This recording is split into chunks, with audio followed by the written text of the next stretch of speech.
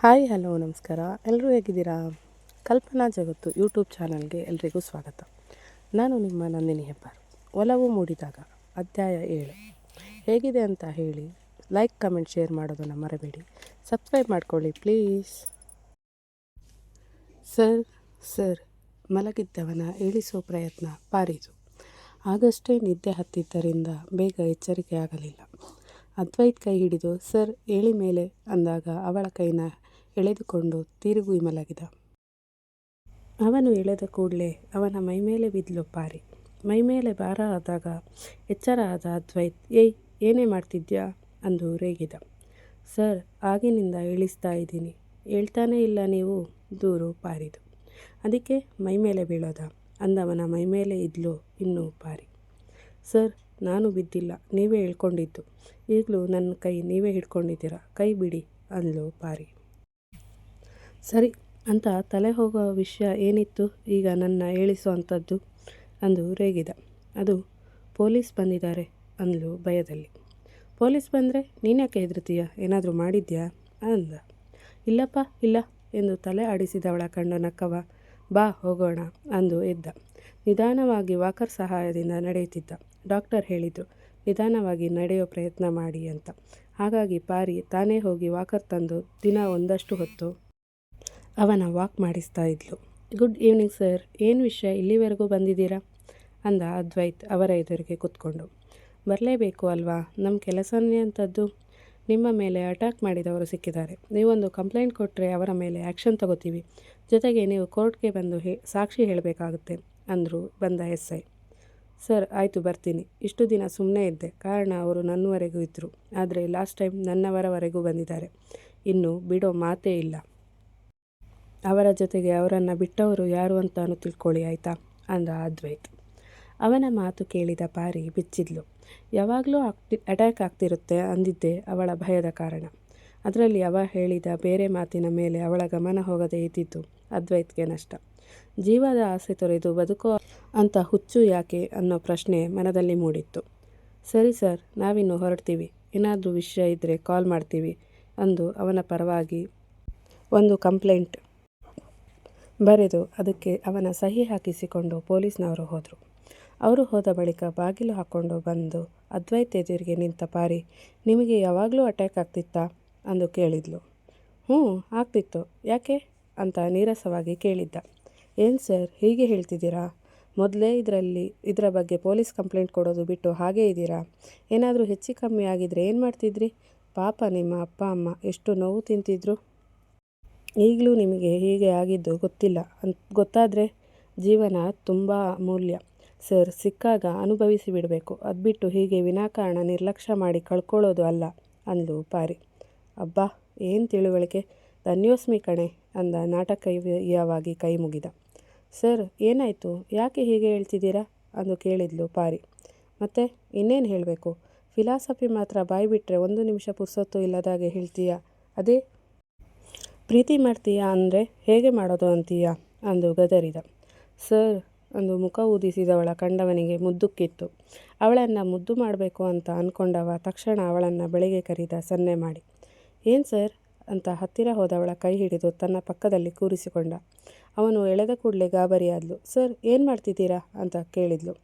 ನಿನ್ನ ಮುಖದಲ್ಲಿ ಏನಿದೆ ಕಲೆ, ಅಡುಗೆ ಮಾಡ್ತಿದ್ಯಾ ಅಂತ ಕೇಳಿದ. ಅವನ ಮಾತು ಕೇಳಿ ನಿಜವೆಂದು ನಂಬಿ ಏನಿದೆ, ಎಲ್ಲಿದೆ, ಹೋಗಿ ತೊಳ್ಕೊತೀನಿ ಅಂದು ಹೊರಟವಳ ಕೈ ಹಿಡಿದವ. ಪಾಪ ಕಣೆ ನೀನು, ನನಗೆ ಎಷ್ಟು ಕೆಲಸ ಮಾಡಿಕೊಡ್ತೀಯ, ನಿನಗೂ ನಾನು ಸ್ವಲ್ಪ ಹೆಲ್ಪ್ ಮಾಡ್ತೀನಿ, ಇದು ಒರೆಸಿ ಅಂದ. ಆಯಿತು ಅಂತ ಸುಮ್ಮನೆ ಕೂತವಳ ಕೆನ್ನೆ ಸವರಿದ್ದ ಮೆದುವಾಗಿ. ಮೊದಲ ಬಾರಿಗೆ ಒಂದು ಹುಡುಗಿಯ ಕೆನ್ನೆ ಸವರುತ್ತಿದ್ದವನ ಕೈ ನಡುಗುತ್ತಿತ್ತು.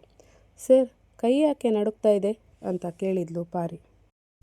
ಯಾಕಂದರೆ ನಿನ್ನ ಕೈ ಕೊಡು ಅಂತ ಅವಳ ಕೈ ತೆಗೆದುಕೊಂಡು ತನ್ನ ಕೆನ್ನೆ ಮೇಲಿರಿಸಿ ಕೆನ್ನೆ ಸವರು ಅಂದ.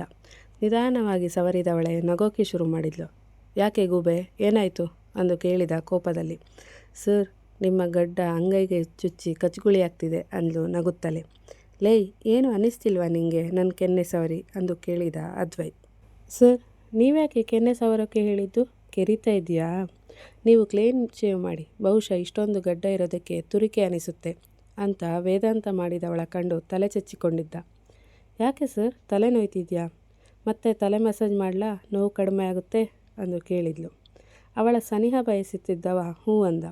ಹೋಗಿ ಅಮೃತಾಂಜನ್ ತಂದವಳೆ ತನ್ನ ಮಡಿಲಲ್ಲಿ ಮಲಗಿಸಿಕೊಂಡು ನಿಧಾನವಾಗಿ ತಲೆ ತಿಕ್ಕೋಕೆ ಶುರು ಮಾಡಿದ್ಲು.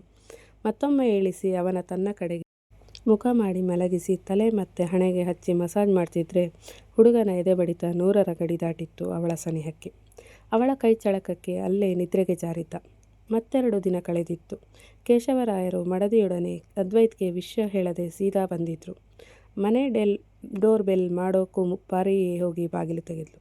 ಎದುರಿಗೆ ಇದ್ದವರ ಕಂಡು, ಓ ಸರ್, ಹೇಗಿದ್ದೀರಾ? ನೀವು ಬರ್ತೀರಾ ಅಂತ ಸರ್ ಹೇಳಿಲ್ಲ ಮತ್ತೆ ಅಂದು ಹೇಳಿದವಳೆ, ಬನ್ನಿ ಸರ್ ಒಳಗೆ ಅಂದು ಅವರ ಕೈಲಿದ್ದ ಲಗೇಜ್ ಇಸ್ಕೊಂಡ್ಳು. ಯಾರು ನೀನು ಅಂತ ಕೇಳಿದ್ರು ಸುಗುಣ. ಮೇಡಮ್, ನಾನು ಪಾರ್ವತಿ ಅಂತ, ಅದ್ವೈತ್ ಸರ್ ನನ್ನ ಕೆಲಸಕ್ಕೆ ಇಟ್ಕೊಂಡಿದ್ದಾರೆ ಅಂದು. ನೀವು ಫ್ರೆಶ್ ಆಗಿ ಬನ್ನಿ, ನಾನು ನಿಮಗೆ ಕುಡಿಯೋಕೆ ಏನಾದರೂ ತರ್ತೀನಿ ಅಂದು ಹೊರಟಳು. ಪಾರ್ವತಿ, ಅದ್ವೈತ್ ಎಲ್ಲಿದ್ದಾನೆ? ಎದ್ದಿಲ್ವ ಇನ್ನು ಅಂದು ಕೇಳಿದರು ಕೇಶವರಾಯರು. ಎದ್ದಿದ್ದಾರೆ ಸರ್, ಅದು ಅವರು ಗೆಸ್ಟ್ ರೂಮಲ್ಲಿದ್ದಾರೆ ಅಂದ್ಲು. ಅವನು ಅಲ್ಲಿ ಯಾಕಿದ್ದಾನೆ ಅಂದು ಕೇಳಿದರು ಸುಗುಣ. ಮೇಡಮ್, ಅದು ಅವರಿಗೆ ಸ್ವಲ್ಪ ಏಟಾಗಿದೆ, ಓಡಾಡೋಕ್ಕೆ ಕಷ್ಟ ಅಂತ ಗೆಸ್ಟ್ ರೂಮ್ ಅನ್ನೋಕ್ಕೆ ಮೊದಲೇ ಅದು ಅಂತ ಕರೀತಾ ಗೆಸ್ಟ್ ರೂಮ್ಗೆ ಹೋದರು ಸುಗುಣ. ಮಗನ ಜೊತೆ ಮಾತಾಡದೇ ಇದ್ದರೂ ಮಗನ ಸ್ಥಿತಿ ಕೇಳಿ ನೋವಾಗಿದ್ದೆ ಅವನ ಹುಡುಕಿಕೊಂಡು ಹೊರಟರು ಕೇಶವರಾಯರು. ಕೈಕಾಲು ತಲೆಗೆ ಬ್ಯಾಂಡೇಜ್ ಹಾಕ್ಕೊಂಡು ಮಲಗಿದ್ದ ಮಗನ ಕಂಡ ಸುಗುಣ, ಏನೇ ಮಾಡ್ಕೊಂಡ್ಯಾ ಇದು ಅದು ಅಂತ ಜೋರಾಗಿ ಬೊಬ್ಬೆ ಹೊಡೆದ್ರು. ಮಗನ ಆ ಪರಿಸ್ಥಿತಿ ತಂದೆ ಕಣ್ಣಲ್ಲಿ ಕೂಡ ನೀರು ತಂದಿದ್ದು ಸುಳ್ಳಲ್ಲ. ಅಮ್ಮನ ಅಳು ಕೇಳಿ ಕಣ್ಣುಜ್ಜುತ್ತಾ ಇದ್ದವನಿಗೆ ಎದುರಿಗೆ ನಿಂತ ಅಪ್ಪಮ್ಮನ ಕಂಡು ಖುಷಿಯಾದರೂ ತನ್ನ ಪರಿಸ್ಥಿತಿ ನೆನೆದು ಭಯಗೊಂಡ. ಸುಗುಣ ಮತ್ತು ಕೇಶವರಾಯರ ಹಿಂದೆಯೇ ಬಂದ್ಲು ಪಾರಿ. ಅವರ ನೋವು ಕಂಡು ಮರುಗಿದ್ಲು. ಮೇಡಮ್, ಅದು ಸರ್ ಈಗ ಹುಷಾರಾಗಿದ್ದಾರೆ, ಇನ್ನು 10 ದಿನ ರೆಸ್ಟ್ ತಗೊಂಡ್ರೆ ಸಾಕು ಅಂದ್ಲು ಪಾರಿ. ಇದಾಗಿ ಎಷ್ಟು ದಿನ ಆಯಿತು ಅಂತ ಕೇಳಿದ ಸುಗುಣರಿಗೆ, 15 ದಿನ ಆಯಿತು ಅಂದ್ಲು ಪಾರಿ. ಇಷ್ಟು ದಿನ ಆದರೂ ನಮಗೆ ಹೇಳಬೇಕು ಅಂತ ಅನಿಸಿಲ್ವ ನಿಂಗೆ ಅಂದು ಗದಿರಿದ ಸುಗುಣರ ಮಾತಿಗೆ ಪಾರಿ ಮೌನವಾದರೆ, ನಿನ್ನ ಮಗನೇ ಹೇಳಿಲ್ಲ, ಇನ್ನು ಅವಳು ಹೇಗೆ ಹೇಳ್ತಾಳೆ? ನಿನ್ನ ನಂಬರ್ ಇದೆಯಾ ಅವಳ ಹತ್ರ ಅಂದು ತುಸು ಜೋರಾಗಿ ಹೇಳಿದರು ಕೇಶವರಾಯರು. ಮಗನೇ, ಈಗ ಹೇಗಿದ್ಯಾ? ತುಂಬ ನೋವಿದೆಯಾ ಅಂದು ಮಗನ ಹತ್ತಿರ ಹೋದ ಸುಗುಣರನ್ನು ಅಪ್ಪಿಕೊಂಡವ. ಈಗ ಆರಾಮಿದ್ದೀನಿ, ಈಗ ನೀನು ಬಂದ್ಯಲ್ವಾ, ಇನ್ನು ಬೇಗ ಹುಷಾರಾಗ್ತೀನಿ, ಅಳಬೇಡ ಅಂದು ಸಮಾಧಾನ ಮಾಡಿದ ತಾಯಿಯ. ಹೇಗಾಯ್ತೋ ಇದು ಅಂದು ಅಳುತ್ತಲೇ ಕೇಳಿದ ಸುಗುಣರ ಮಾತಿಗೆ, ಯಾರೋ ಹೊಡೆದಿರ್ತಾರೆ ಅಷ್ಟೇ, ಇನ್ನೇನು ಆಗುತ್ತೆ, ಯಾವಾಗಲೂ ಇದೇ ಅಲ್ವಾ ಆಗೋದು, ಪ್ರತಿ ಸಲ ಇವನು ಹೊಡೆದು ಬರ್ತಿದ್ದ, ಈ ಸಲ ಹೊಡೆಸ್ಕೊಂಡಿದ್ದಾನೆ ಅಷ್ಟೇ ಅಂತ ಹೇಳಿದ್ದು ಮಾತ್ರ ಕೇಶವರಾಯರು. ಅಪ್ಪ, ಅದು ಅಂದವನ ಬಳಿಗೆ ಹೋದ ಕೇಶವರ. ಮಗನೇ, ನಿಂಗೆ ಏನಾದರೂ ಆದರೆ ತಡೆದುಕೊಳ್ಳೋ ಶಕ್ತಿ ಇಲ್ಲಪ್ಪ ಅಂದು ಅವನ ಅಪ್ಪಿದ್ರು. ವರ್ಷಗಳಿಂದ ದೂರ ಇಟ್ಟ ಅಪ್ಪ ತನ್ನ ಅಪ್ಪಿಕೊಂಡು ಕಣ್ಣೀರಾಗಿದ್ದು ನೋಡಿದ ಅದ್ವೈತ್ ಕೂಡ ಖುಷಿಯಾಗಿ ಕಣ್ಣೀರಾಗಿದ್ದ. ಇದೆಲ್ಲ ನೋಡ್ತಿದ್ದ ಪಾರಿ ಮನಸ್ಸು ನೊಂದಿತ್ತು. ಒಂದು ಕಡೆ ತನ್ನ ಹೀಗೆ ಸಮಾಧಾನ ಮಾಡುವವರಾರೂ ಇಲ್ಲ ಅನ್ನೋ ನೋವಾದರೆ, ಇನ್ನೊಂದು ಕಡೆ ಅದ್ವೈತ್ಗೆ ಇಷ್ಟೊಂದು ನೋವು ಆಗಕ್ಕೆ ತಾನೇ ಕಾರಣ ಅನ್ನೋದು ಮತ್ತೊಂದು ನೋವು. ಸುಮ್ಮನೆ ಕಣ್ಣೊರೆಸಿಕೊಂಡು ಅಲ್ಲಿಂದ ಸರಿದು ಹೋಗಿದ್ಲು ಪಾರಿ ಬಂದವರಿಗೆ ಅಡುಗೆ ಮಾಡಲು. ಫ್ರೆಶ್ ಆಗಿ ಬಂದು ತಿಂಡಿಗೆ ಕುಳಿತ ಕೇಶವರಾಯರು ತಮ್ಮೊಡನೆ ಮಗನ ಕೂಡ ಕರ್ಕೊಂಡು ಬಂದಿದ್ರು. ಅವರ ಜೊತೆಗೆ ಸುಗುಣ ಕೂಡ ಬಂದು ಸೇರಿದ್ರು. ತಟ್ಟೆಗೆ ಹಾಕಿದ ತಿಂಡಿಯ ಪರಿಮಳವೇ ಹೇಳಿತ್ತು ಎಷ್ಟು ರುಚಿಯಾಗಿದೆ ಅಂತ. ಪಾರ್ವತಿ, ನೀನು ಯಾವಾಗ ಇಲ್ಲಿ ಕೆಲಸಕ್ಕೆ ಸೇರಿದ್ದು? ನನ್ನ ಮಗ ಮತ್ತೆ ತೊಂದರೆ ಏನಾದರೂ ಕೊಟ್ಟಿದ್ದಾನಾ ಅಂತ ಕೇಳಿದರು ಕೇಶವರಾಯರು. ಅಯ್ಯೋ, ಹಾಗೇನಿಲ್ಲ ಸರ್, ಅವರಿಂದ ನನಗೆ ತುಂಬ ಉಪಕಾರ ಆಗಿದೆ ಅಂದು ರಾಮರಾಯರಿಗೆ ಹುಷಾರು ತಪ್ಪಿದ್ದು, ಆಪರೇಷನ್ ಆಗಬೇಕು ಅಂತ ಡಾಕ್ಟರ್ ಹೇಳಿದ್ದು, ಅದಕ್ಕೆ ತಾನು ಎಷ್ಟೋ ಕಡೆ ಹಣಕ್ಕೆಂದು ಅಲೆದಿದ್ದು, ಕೊನೆಗೆ ಅದ್ವೈತ್ ಹಣ ಕೊಟ್ಟಿದ್ದು ಎಲ್ಲ ಹೇಳಿದ್ಲು. ಆದರೆ ಅಪ್ಪಿತಪ್ಪಿಯೂ ತಮ್ಮ ನಡುವೆ ಆದ ಒಪ್ಪಂದ ಹೇಳಲಿಲ್ಲ. ಮಗ ಮಾಡಿದ ಉಪಕಾರ ಕೇಳಿ ಹೆಮ್ಮೆ ಪಟ್ಟಿದ್ರು ಕೇಶವರಾಯರು. ಜೊತೆಗೆ ಅದನ್ನು ಬಾಯಿ ಬಿಟ್ಟು ಕೂಡ ಹೇಳಿದರು.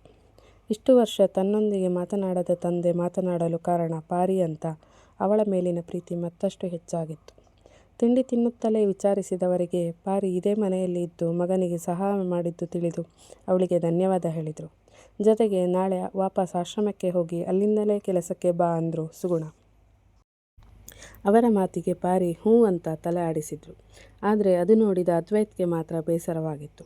ಇನ್ನು ಮನದನ್ನೇ ಕಣ್ಣೆದುರಿಗೆ ಇರಲ್ಲ ಅಂತ. ಜೊತೆಗೆ ತನ್ನ ಒಂದು ಮಾತು ಕೇಳದೆ ಅಮ್ಮ ಹೇಳಿದ್ದಕ್ಕೆ ಹ್ಞೂ ಅಂದದಕ್ಕೆ ಮುನಿಸಾಗಿತ್ತು ಅವಳ ಮೇಲೆ. ಆ ದಿನ ಕಳೆದು ಮರುದಿನವೇ ಪಾರ್ವತಿ ತನ್ನ ಲಗೇಜ್ ತೆಗೆದುಕೊಂಡು ಹೊರಟಿದ್ಲು. ಹೋಗುವ ಮುನ್ನ ಕೇಶವರಾಯರು ಮತ್ತು ಸುಗುಣ ಅವರ ಕಾಲಿಗೆ ಬೀಳುವುದ ಮರೆಯಲಿಲ್ಲ. ಆದರೆ ಅವಳನ್ನು ಕಡೆಗಣ್ಣಿನಿಂದ ನೋಡುತ್ತಿದ್ದ ಅದ್ವೈತ್ ಕಡೆಗೆ ನೋಡಲೇ ಇಲ್ಲ. ಮನೆಯಿಂದ ದೂರ ಹೋದಳು, ಮನದೊಳಗೆ ಕುಳಿತವಳು. ಅವಳ ಮನದೊಳಗಿನ ಬಾಗಿಲು ಅವನಿಗಾಗಿ ತೆರೆಯುವುದೆಂದು ಪ್ರೀತಿಯ ಕಲ್ಪನೆಯೇ ಇರದವಳಿಗೆ ಪ್ರೀತಿಯ ರಸದೌತಣ ಬಡಿಸುವನು ಹೇಗೋ. ಮುಂದೆ ಸಬ್ಸ್ಕ್ರೈಬ್ ಮಾಡಿ.